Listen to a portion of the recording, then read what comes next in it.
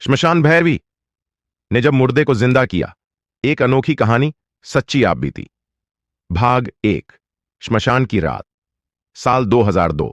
झारखंड के एक छोटे से गांव रामडीहा की यह घटना है। मेरा नाम गणेश यादव है और मैं पेशे से एक ट्रक ड्राइवर हूं। उस रात मैं गांव के पास वाली सड़क से लौट रहा था। समय करीब 1:30 का था। घना कोहरा और चारों तरफ सन्नाटा था। मेरे ट्रक का ईंधन लगभग खत्म हो गया था और मैं मजबूरी में गांव की तरफ मुड़ा।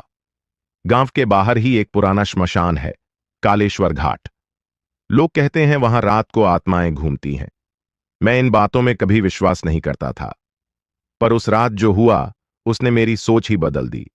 जैसे ही मैं श्मशान के पास पहुंचा, ट्रक की लाइट अपने आप बंद हो गई, इंजन भी बंद हो गया, ट्रक वहीं रुक गया।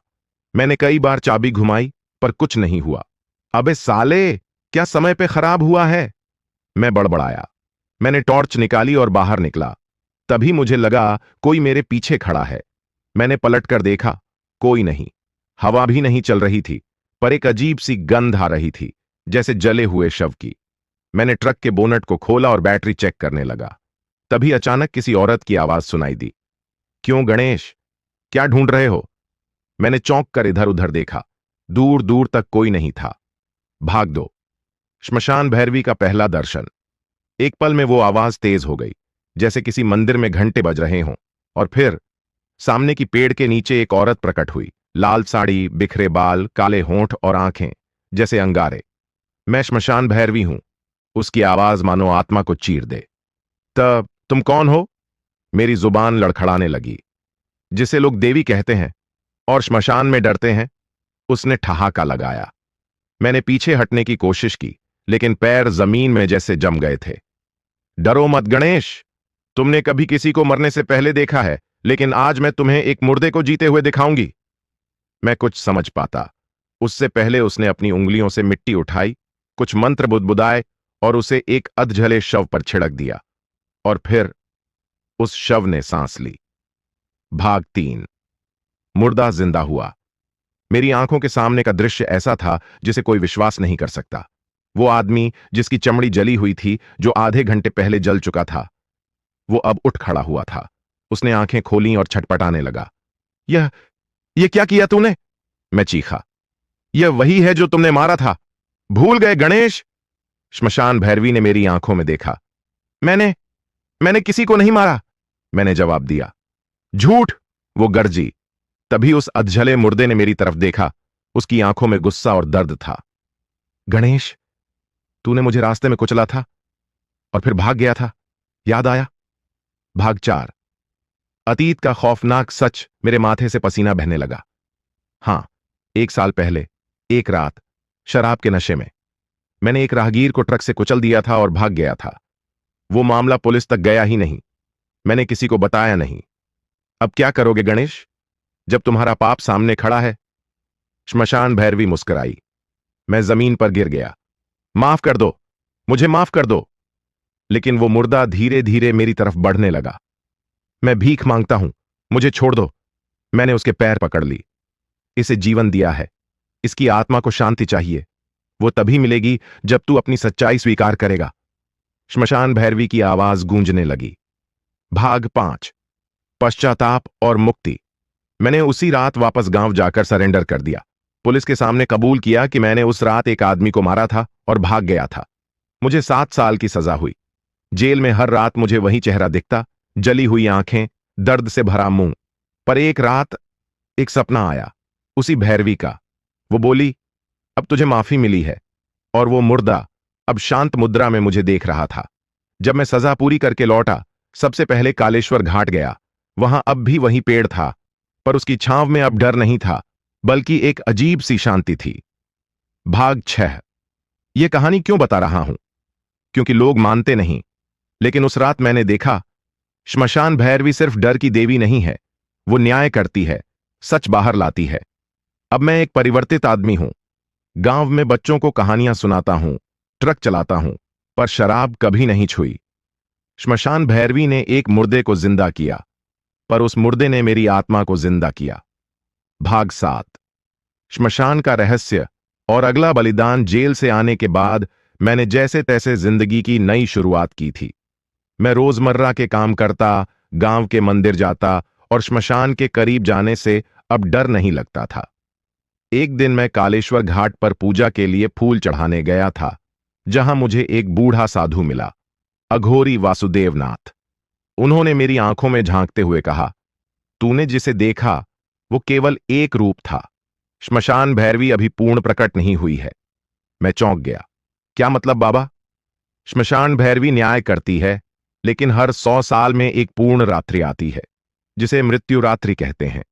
उस दिन वह अपनी असली शक्ति से मृत आत्माओं को पुनर्जीवित करती है, पर एक कीमत पर। कैसी कीमत? मेरी रूह कांप गई।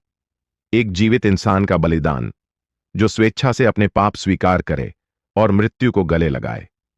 बाबा की बातें सुनकर मेरा शरीर सुन्न हो गया। भाग 8। श्मशान में फिर से हलचल। अगले ही दिन गांव में एक घटना ने सबको डरा दिया।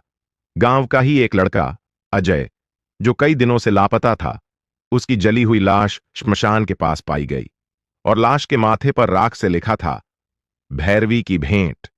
गांव में अफवाह फैल गई। श्मशान भैरवी फिर जाग गई है। बूढ़े लोग घरों से बाहर नहीं निकलते थे। बच्चे रोते, औरतें पूजा करती। सबने कहा, गणेश, तू ही जानता है, अब तू ही कुछ कर। मैंने ठान लिया, अब डर कर नहीं जीऊंगा। मैं उस रात फिर कालेश्वर घाट गया। भाग 9। मृत्युरात्रि की रात। 14वां दिन था, अमावस्या। चांद गायब और रात जैसे पीली हो चली थी। मैं वहीं लाल फूल, धूप और काजल लेकर पहुंचा। पूरे घाट पर एक अजीब सी सरसराहट थी, जैसे हजारों सांप फुफकार रहे हों। मैंने आंखें बंद कर मन्नत मांगी, हे भैरवी, अगर तू न्याय करती है तो आज सबके सामने प्रकट हो। बता, क्या चाहिए तुझको? तभी एक जोरदार बिजली कड़कती है और श्मशान के बीच में भैरवी प्रकट होती है। पर अब वो पहले जैसी नहीं थी। अब उसका रूप विकराल था। 10 भुजाएं, त्रिशूल, खून से सनी साड़ी और बालों में नरमुंड। गणेश, तुझे बलिदान देना होगा। तेरा नहीं, गांव के उस पापी सरपंच का, जिसने कई लोगों को मारकर श्मशान में गाड़ा है। मैं चौंक गया। सरपंच? वो तो सबका आदर्श है। नहीं, वो गर्जी। उसके कर्मों ने मुझसे न्याय मांगा है। भाग 10। अंतिम न्याय। मैं उसी रात सरपंच के घर गया और उसे सारा सच बताया। पहले तो वो हंसा, तू पागल हो गया है। पर जब मैंने उसे वो काले मुंडन वाले निशान दिखाए, जो उसके दरवाजे पर राख से बने थे, उसके चेहरे का रंग उड़ गया। भैरवी आ चुकी है, अब तुझे जवाब देना होगा। वो डरकर भागा, पर श्मशान की तरफ। मैं उसके पीछे गया और फिर कालेश्वर घाट में एक और बिजली कड़की। भैरवी ने उसे पकड़ लिया, उसके सारे पापों को गिनाना शुरू किया, एक एक करके। तेरे पापों की आग अब तुझे भस्म करेगी। उसकी आत्मा वहीं जल गई और तभी अचानक सब शांत हो गया। भाग 11। कालेश्वर घाट का भविष्य। उस दिन के बाद गांव में कभी कोई अनहोनी नहीं हुई। अजय की आत्मा को शांति मिली और गांव में भैरवी का मंदिर बनवाया गया, श्मशान भैरवी धाम। गांव के लोग हर अमावस्या को वहां दीप जलाने लगे। और मैं अब साधु बन चुका हूं। अघोरी नहीं, पर साधक हूं, श्मशान भैरवी का भक्त। मैं जानता हूं, वो देवी सिर्फ डर की नहीं, न्याय की देवी है। आपके लिए संदेश, अगर आप भी कभी किसी पाप को छुपा रहे हों, तो याद रखना, श्मशान की राख सब जानती है और एक दिन भैरवी उसे जिंदा कर देगी आपके सामने। भाग 12। श्मशान की गुफा और 7वां द्वार। एक रात मुझे सपना आया। भैरवी एक काली गुफा के द्वार पर खड़ी थी। उसके पीछे अंधकार की एक सुरंग थी, जिसमें न आग दिखती थी न रोशनी। बस एक आवाज गूंजती थी, गणेश, अब तुझे 7वां द्वार खोलना है। मैं घबरा गया। सुबह उठते ही मैं वासुदेव बाबा के पास गया। बाबा, श्मशान में कोई गुफा है क्या? बाबा ने गहरी सांस ली और बोले, जिस श्मशान को तुम देख रहे हो, वो केवल ऊपर की परत है।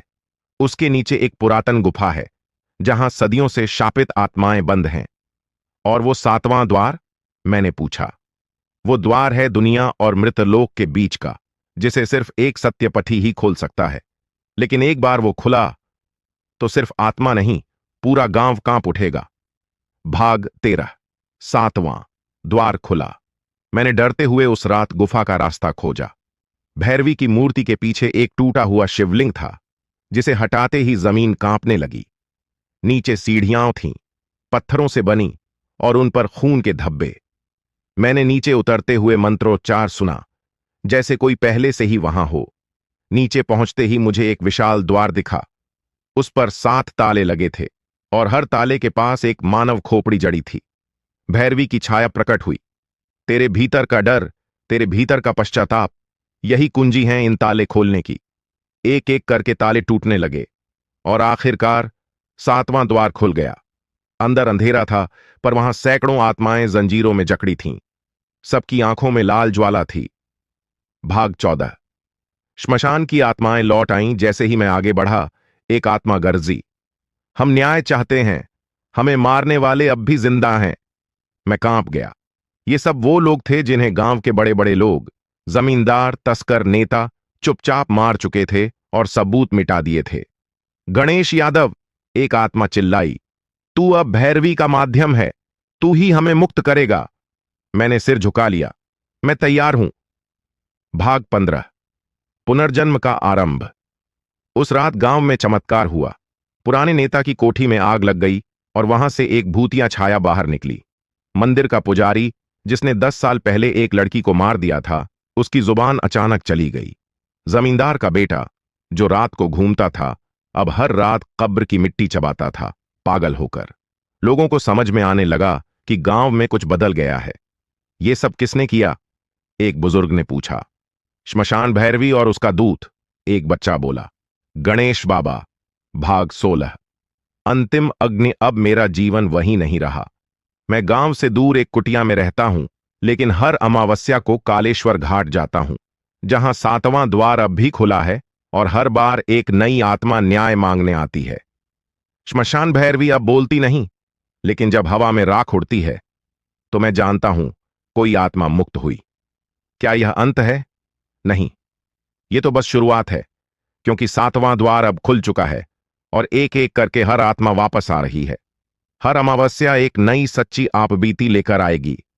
क्या आप तैयार हैं अगली खौफनाक अमावस्या के लिए? अगर आप चाहें तो मैं अगली कहानी का शीर्षक और आत्मा की पहचान आपसे पूछकर अगले भाग की शुरुआत कर सकता हूं।